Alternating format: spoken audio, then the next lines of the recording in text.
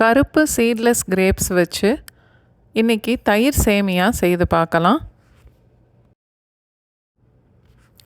ஒரு பாத்திரத்தில் நல்லா நிறையா தண்ணி சேர்த்துட்டு கொதிக்கிற வரைக்கும் மூடி வச்சிடலாம். தண்ணி நல்லா கொதித்ததுக்கப்புறம்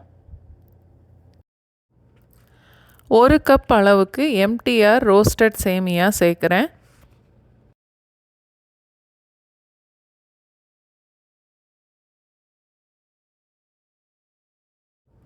அடுப்பு மீடியம் ஃப்ளேமில் வச்சுட்டு சேமியாவை நல்லா வேக விடணும். சேமியா நல்லா வெந்ததுக்கப்புறம் அதில் உள்ள தண்ணியை வடித்து எடுத்துடணும்.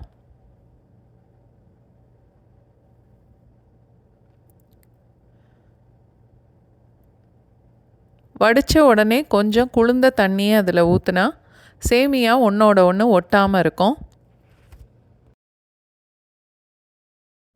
இப்போ இதை ஒரு பாத்திரத்துக்கு மாற்றிட்டு தாளிக்கிறதுக்கு 2 இல்லை 3 டீஸ்பூன் அளவுக்கு எண்ணெய் சேர்த்துட்டு 1 டீஸ்பூன் கடுகு,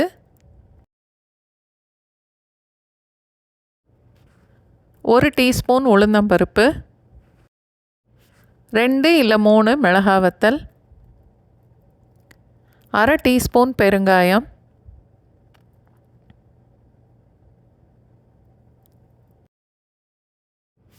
அதோட 1 கொத்து அளவுக்கு கருவேப்பிலையும் சேர்த்து தாளிக்கணும்.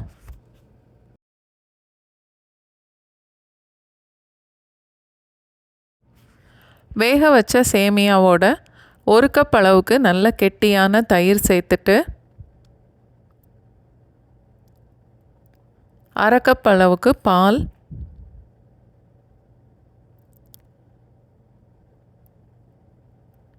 தேவையான அளவுக்கு உப்பு,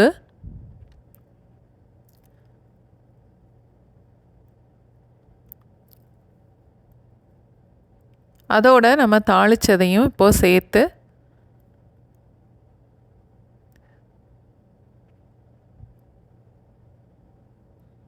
கொஞ்சம் கொத்தமல்லி இலை வெட்டி எடுக்காமல் ஒரு இலையாக கிள்ளி எடுத்து சேர்த்துருக்கேன். எல்லாம் சேர்த்து நல்லா கலந்துட்டு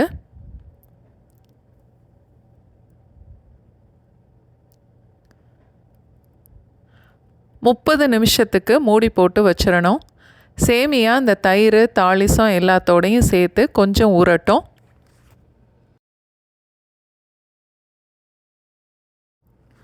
ஒரு கப் சேமியாவுக்கு 2 கப் அளவுக்கு தயிர் சேர்த்தா சரியாக இருக்கும்.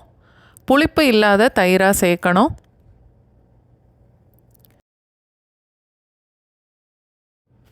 முப்பது நிமிஷத்துக்கு அப்புறம் இன்னும் கூட 1 கப் அளவுக்கு தயிர் சேர்த்துட்டு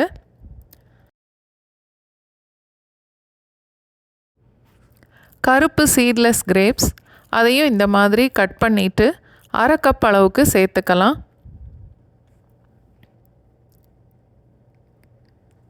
எல்லாம் சேர்த்து நல்லா கலந்துட்டு கொஞ்ச நேரம் ஃப்ரிட்ஜில் வச்சுட்டு எடுத்து பரிமாறினா ரொம்ப நல்லா இருக்கும்.